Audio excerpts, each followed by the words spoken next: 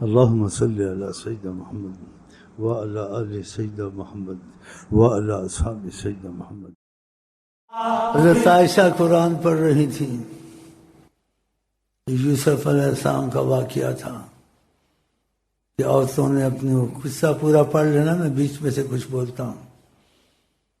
اپنی انگلیاں کاٹ لی تھی. جب ان کو دیکھا تھا تو سیب کاٹنے کی بجائے یا فروٹ کاٹنے کی بجائے ہوش نہیں رہا تو انگلیاں کاٹ دی.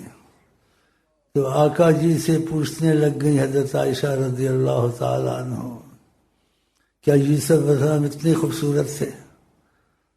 آقا کا تو حسن چھپا ہوا تھا کہ کسی کو پتہ نہ چلے.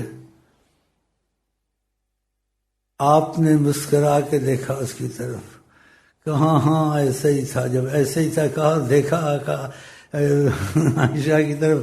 عائشہ نے ایک چیخ ماری، کہا اے یوسف کے حسن دیکھنے والوں، تم میرے یوسف کو دیکھتی تو دل کاٹ دیتی. ماشاء اللہ چیخ نکل گئی.